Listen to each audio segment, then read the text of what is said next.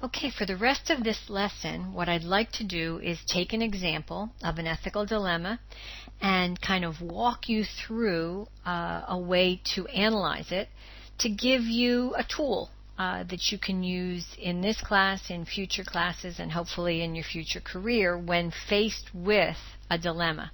And remember that ethical dilemmas are dilemmas because there is no one clear-cut best answer.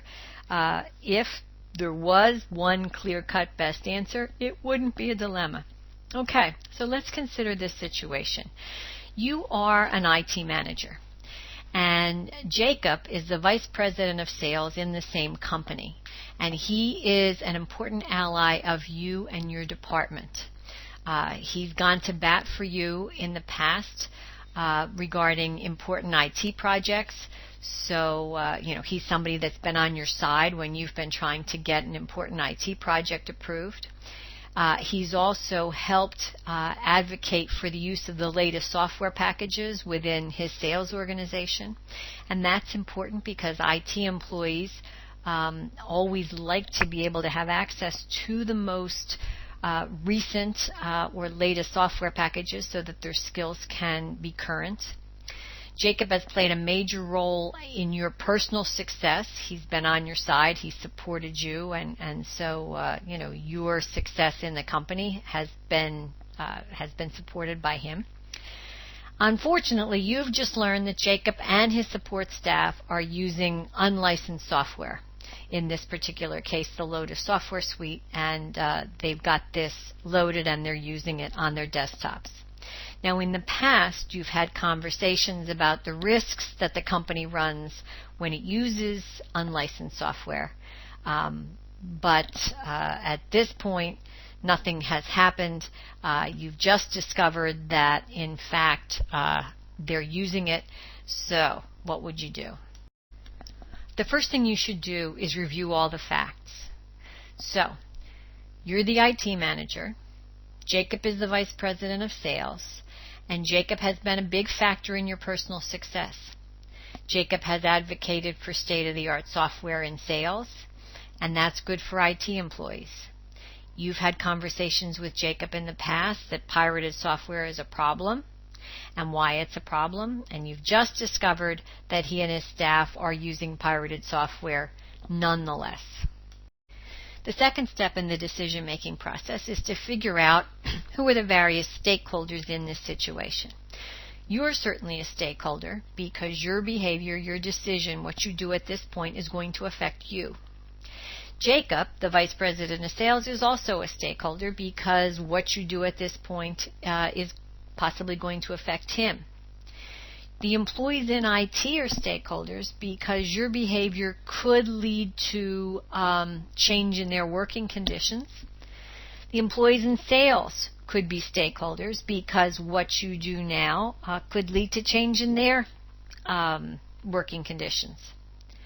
There may be other employees in the company that are currently using pirated software, and depending on how you choose to handle this situation at this point, they could be stakeholders. Now, because what's going on is not only unethical but illegal, the company, and by extension, all of the employees are stakeholders. And the stockholders of the company are stakeholders if it's a publicly held company. And IBM, the company who currently owns the Lotus suite, which is being used without being paid for, is another potential stakeholder. Now, it should be clear that not all of these stakeholders and stakeholder groups have the same stake in this issue. Some are very, very much to be influenced by your decision, and some, would have some small result, possibly based on the decision that you're about to make in this case. But it's important to really realize who are all the groups that are involved so that you take them into consideration as you're working through your decision process. The third step is to develop a set of alternatives. And so one alternative would be to talk to Jacob again and to remind him that it's not a good thing to use unlicensed software, and ask him to purchase sufficient licenses for the software. And then just let the matter drop. You've talked to him, you've explained to him what he should do, and then you step back. A second alternative might be to take a stronger position as the IT manager and talk to Jacob and insist that he purchase sufficient licenses for Lotus. And if he doesn't, then you go over his head and you advise the president of the problem. The third alternative might be to just buy the licenses that are necessary from your own departmental budget and give the software to Jacob and say, okay, I bought the licenses. Now I want you to remove all the unregistered licenses, the unregistered software, and use the software that's been purchased. And the fourth alternative, which is pretty much always an alternative, is to simply do nothing. So let's give some thought to what might be the potential consequences if we select the first alternative. Let me remind you that the first alternative is to talk to Jacob, remind him again that it's not a good idea to use unlicensed software, ask him to please buy the licenses so that he will have the appropriate software in his department, and then let the matter drop. Well, there are a couple of possibilities that can arise from this choice. One is Jacob goes ahead, buys the licenses. If he does, then pretty much the matter's over. There is no more ethical dilemma. It's unlikely that any harm will come to any of the stakeholders, and all's well with the world. On the other hand, if after you have the conversation with Jacob, he still doesn't purchase the licenses, even though you're not going to take the matter any further, you still could have a lessening in your relationship with Jacob. He could, find it offensive that you came and talked to him. He could feel uncomfortable about the fact that you came and talked with him. And so therefore, two stakeholders, you and Jacob, would be affected, probably in a bad way rather than a good way. That could also result in some kind of an unsatisfactory relationship between sales and IT in general, which might mean that sales might not advocate for the most state-of-the-art products anymore, and that would mean your employees would not have the opportunity to work on state-of-the-art projects. Jacob would possibly not be one of your major supporters, so your success at the company might not be as fast-moving as perhaps it has been in the past. You could potentially lose one of your supporters for your new IT projects that you try to get approved. The company could be at risk for a lawsuit or bad publicity. And if someone were to find out that the company is using pirated software, and of course, what's the chances that happen? Well, if 3 people have unlicensed software in the company, it's probably not very high. However, if this is more of a systemic issue that you're just simply not aware of yet, then the risk could be a little higher. And if a lawsuit were to occur, if you're a big company with deep pockets, you might find that a company would be willing to take you to court, or if someone could just leak to the press the fact that you're not bothering to license your software.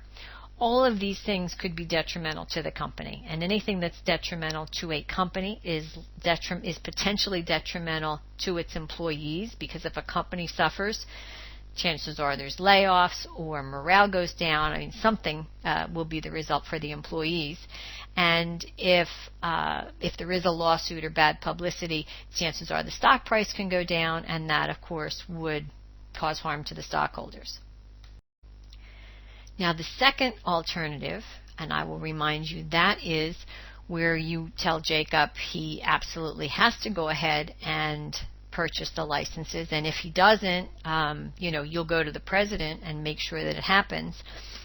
That has some of the same potential consequences as the first alternative, but because it's stronger, there are some more. It's not possible that your relationship with Jacob will deteriorate. It's pretty likely.